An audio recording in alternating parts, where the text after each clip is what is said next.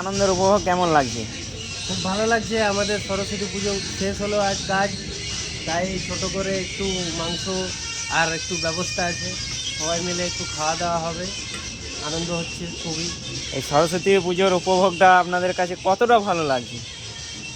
সরস্বতী পুজো তো আমাদের হচ্ছে না, কারণ স্টুডেন্ট জীবনে যখন ছিলাম তখন স্কুল যেতাম, কলেজ যেতাম, ভালো লাগতো।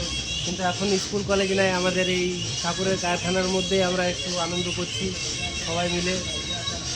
সবাই মিলে একসাথে থাকতে কতটা আনন্দ উপভোগ হয় এবং ভালো লাগছে হচ্ছে। সবাই একসাথে আছি। ঠিক আছে, থ্যাংক ইউ দাদা আপনাকে। দাদা আপনার নাম?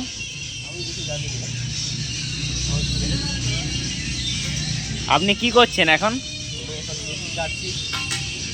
স্যালাড বানাচ্ছেন? ও, এটা কি দিয়ে খাবেন দাদা?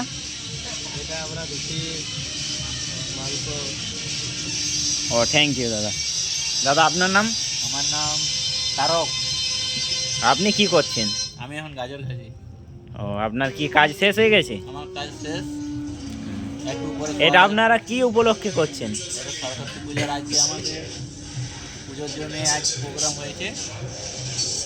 সেই প্রোগ্রামে আজ সবাই আনন্দ ফুর্তি করবো, কালকে আবার সবাই আপন আপন ঘর চলে যাবে। থ্যাংক ইউ দাদা। হে গাইস, আপনারা দেখুন, এই সব বন্ধুদের সাথে দেখা কিন্তু খুব কমই হয়, তাই এই যে আনন্দটা করছে, এই আনন্দ কিন্তু জীবনে হয় অনেক মানুষের এই কমই আসে। থ্যাংক ইউ, এখানে ভিডিও শেষ করলাম। বা